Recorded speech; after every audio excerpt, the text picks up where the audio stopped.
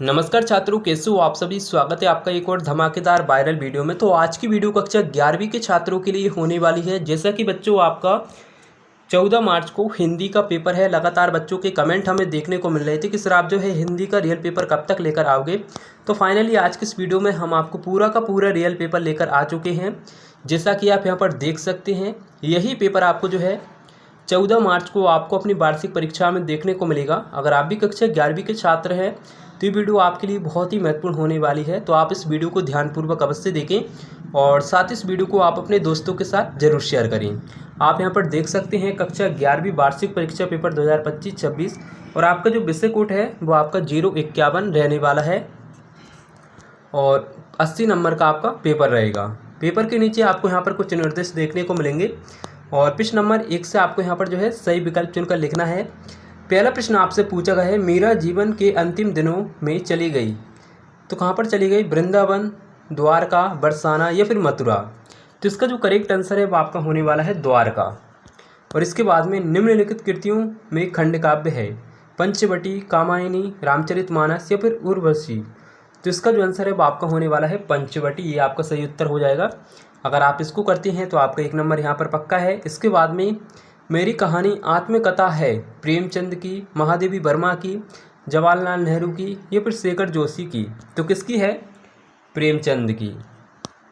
अर्थ के आधार पर वाक्यों के प्रकार हैं 3, 4, 7 या फिर 8। तो कितने हैं? 8 प्रकार हैं। बिहू लोक नृत्य है असम का, मध्य प्रदेश का, झारखंड का या फिर आंध्र प्रदेश का। तो कहाँ का है? असम का।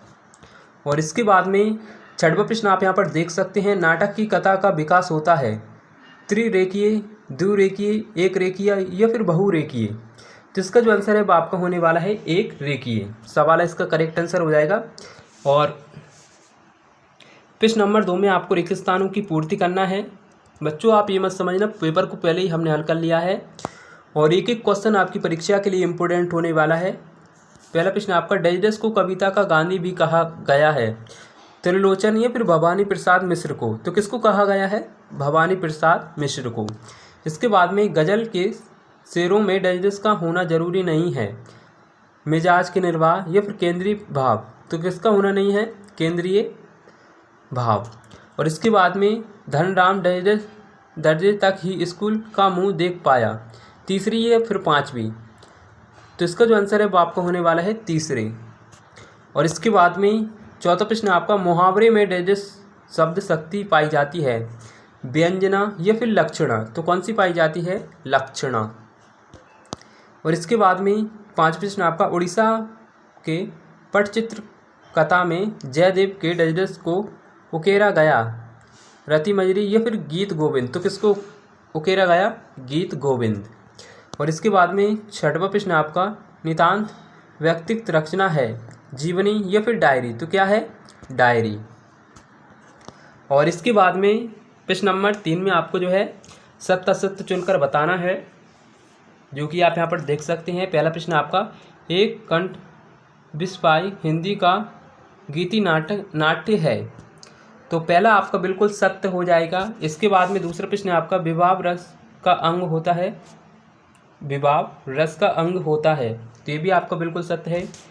एकांकी में एक ही दृश्य होता है। तो ये आपका सत्य हो जाएगा तीसरा वाला। और 4वां प्रश्न आपका, चाय बाय समानार्थी शब्द युगम का उदाहरण है। तो ये भी आपका सत्य हो जाएगा।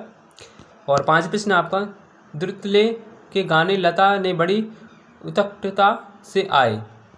तो ये आपका सत्य हो जाएगा 5 वाला। और 6वां प्रश्न आपका, हिंदी वर्णमाला में संयुक्त क्षर वर्णमाला के अंत में आते हैं। तो ये आपका बिल्कुल सत्य हो जाएगा।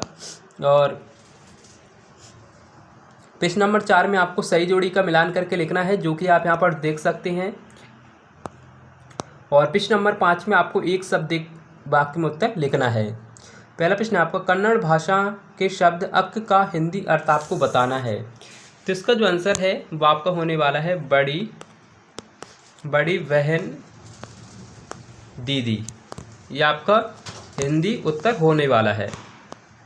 दूसरा प्रश्न आपका, हिंदी काव्य में बिंबों के प्रकार की संख्या है। तो कितनी है?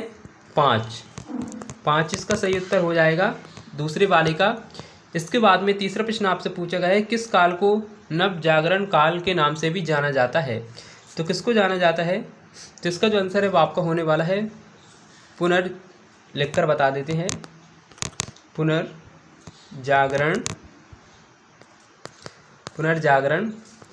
काल, नवजागृत या पुनरुत्थान, ये आपका करेक्ट आंसर हो जाएगा।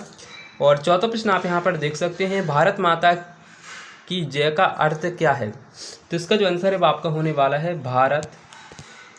भारत रूपी माता की जय, भारत रूपी माता की जय।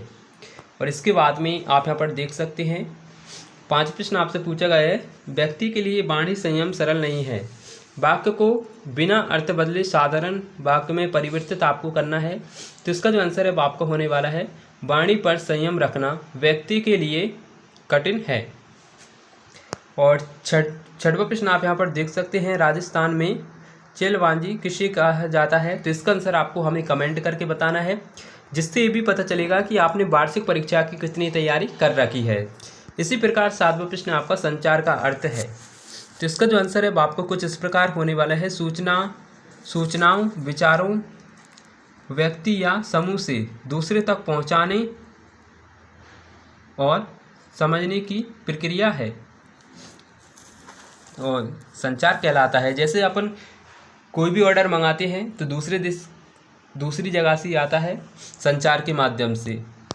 और इसके बाद में आप यहाँ पर प्रश्न नंबर 6 से लेकर प्रश्न नंबर 16 तक आपसे 2-2 नंबर के प्रश्न यहाँ पर पूछे जाने वाले हैं, जो कि आप यहाँ पर देख सकते हैं। प्रयोगवाद के जनक का नाम लिखते हुए प्रयोगवाद की 2 विशेषता आपको बताना है। छायावाद के 4 स्तंभ कवियों के नाम लिखिए एवं हिंदी 2 की एक रचना आपको लिखना है। और आप यहाँ पर देख सकते हैं, मीरा जगत को देखकर रोती क्यों है? चंपा ने ऐसा क्यों कहा कि कलकत्ता पर बजर गिरे? प्रश्न नंबर 8 यहाँ पर देख सकते हैं आप, प्रसाद गुण की परिभाषा उदाहरण से आपको लिखना है।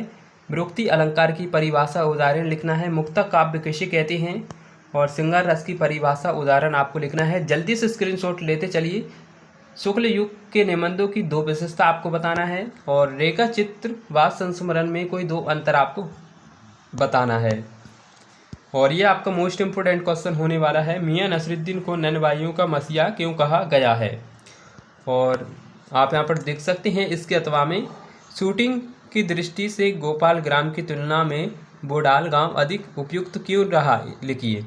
राजभाषा को परिभाषित करती हुई राजभाषाओं के नाम आपको बताना है। मोस्ट इम्पोर्टेंट क्वेश्चन होने वाला है, निपात शब्द की परिभाषा। 4 तकनीकी शब्द आपको लिखना है।